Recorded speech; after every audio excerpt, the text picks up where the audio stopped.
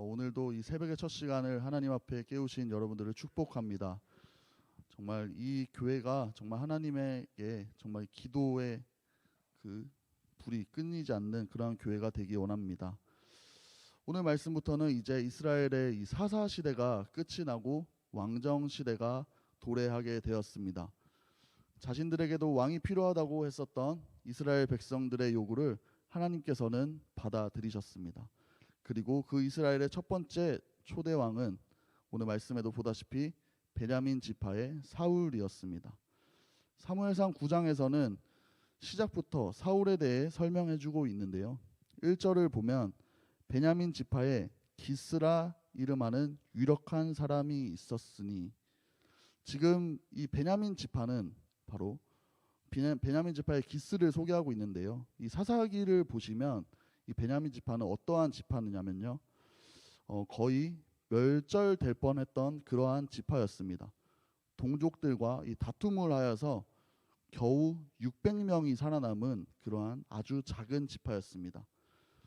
이스라엘의 왕을 세운다고 하면 우리가 많이 알고 있는 유다 지파와 또는 에브라임 지파와 같이 아주 큰 지파에서 왕이 나와야 된다고 생각할 수 있는데, 가장 작은 지파에서 왕이 나온다고 하나님은 말씀하셨습니다. 2절을 보면 기스에게 아들이 있으니 그의 이름은 사울이요 준수한 소년이라. 이스라엘 자손 중에 그보다 더 준수한 자가 없고 키는 모든 백성보다 어깨 위만큼 컸더라. 이 사울의 모습은 이 사람이 보기에는 정말 최고의 사람이었습니다. 그런데 이 사울이 이제 이 사무엘과 만나게 되는 계기가 있습니다. 그것은 바로 오늘 말씀에 보듯이 기스의 집에 당나귀 몇 마리가 없어지는 일이 생겨서 그 둘은 만나게 됩니다. 이 일을 통하여서 우리는 사울이 이 왕이 되기 전까지 결정적인 역할을 하였던 이 두 사람을 볼 수 있는데요. 아버지 기스는 사울에게 사환이라고 쓰여져 있는데 그 종입니다. 그 종과 함께 이 암나귀를 찾으러 가라고 합니다. 그리고 계속해서 그 암나귀를 사울과 종은 찾았지만 찾을 수 없게 되고, 사울은 종에게 이렇게 말합니다. 아버지가 우리를 걱정하실지도 모르니 우리가 돌아가자라고 그 종에게 말합니다. 하지만 오늘 이 말씀에서 이 종은 뭐라고 대답합니까? 제가 6절 말씀을 표준 세번역으로 한번 읽어드리도록 하겠습니다. 보십시오. 이 성읍에는 하나님의 사람이 한 분 계시는데 존경받는 분이십니다. 그가 말하는 것은 모두 틀림없이 이루어진다고 합니다. 그러니 이제 그리로 가 보시는 것이 어떻는지요. 혹시 그가 우리에게 가야 할 길을 알려줄지도 모릅니다. 바로 이 사울이 왕이 됨에 있어서 이 종은 결정적인 역할을 하였습니다. 그리고 이 종은 충실하고 헌신되었던 종이었던 것 같습니다.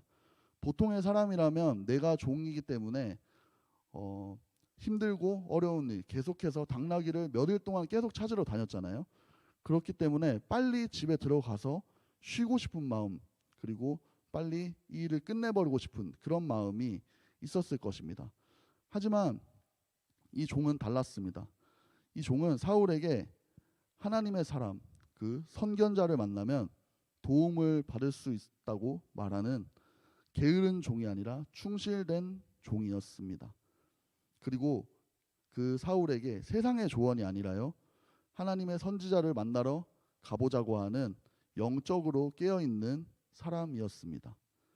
사울의 옆에 있던 이 종은 하나님을 믿는 좋은 사람이었습니다.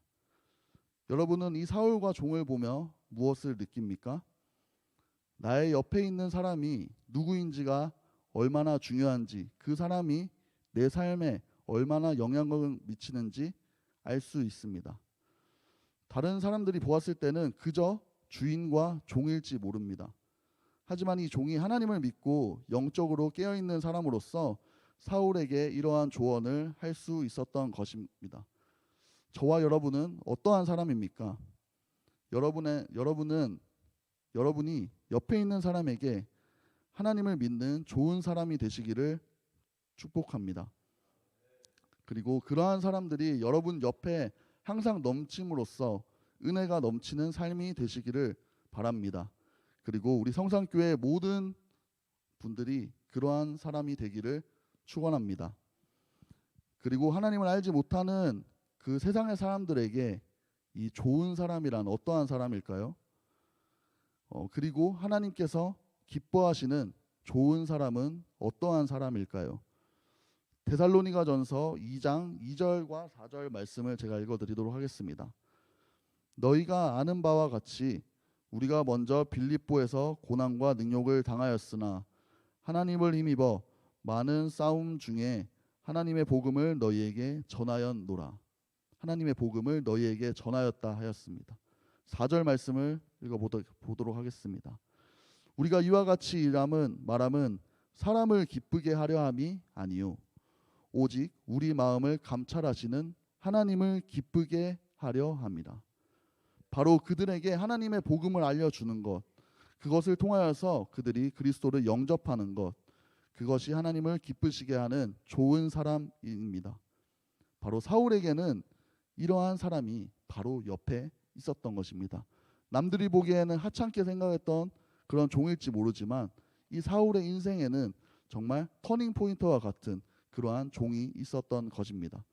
그리고 이 종은 8절 말씀에 보면 자신에게 은 한 세겔의 4분의 1, 자신의 한 달치와 같은 그런 은을 이 사울을 위해서 그 선견자에게 바치면서 그렇게 부탁을 하고자 합니다. 그럼으로써 하나님의 일이 시작되게 됩니다. 그리고 15절 말씀을 보니까 사울이 오기 전날에 여호와께서 사무엘에게 알게 하여 이르시되, 바로 이 모든 일이 하나님께서 하신 일임을 우리는 이 말씀을 보고 알 수 있습니다. 우연이 아니라 바로 이 모든 일은 하나님께서 이 사울을 통해 하실 일을 정말 그 종을 통하여서 하셨던 것입니다. 그리고 이 사울과 사무엘은 만나게 됩니다. 하나님께서 사무엘에게 말씀하십니다. 16절 말씀을 제가 읽겠습니다. 내일 이맘때에 내가 베냐민 땅에서 한 사람을 내게로 보내리니 너는 그에게 기름을 부어 내 백성 이스라엘의 지도자로 삼으라. 그가 내 백성을 블레셋 사람의 손에서 구원하리라. 내 백성의 부르짖음이 내게 상달되었으므로 내가 그들을 돌보았노라 하셨더니, 바로 하나님께서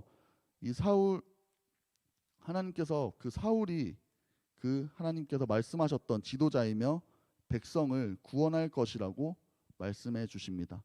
이 말을 사무엘을 통해 들은 이 사울은 또 자신을 먼저 낮춥니다. 왜냐하면요, 이 사울은 그 베냐민 지파의 사람이었고 그 베냐민 지파 중에서도 제일 보잘것없는 그러한 족속이었기 때문입니다. 사울은 겸손하였습니다. 이러한 사울을 위해 하나님께서는 사무엘을 그의 옆에 함께하여 돕게 하셨습니다. 그러므로 이 사울이 이스라엘의 역사적인 바로 초대 왕이 될 수 있도록 하셨습니다. 하나님께서는 이 사울에게 바로 영적 지도자와의 만남을 통해 그와 함께 하셨습니다. 이 모든 일은 우연이 아닙니다. 정말 이 사울이 그 종과 그 암나기를 찾으러 간 것, 그리고 이 사울이 그 일을 통하여서 사무엘을 만나게 된 것, 모두 우연이 아니라 바로 하나님의 계획하심 안에 있었다는 것입니다.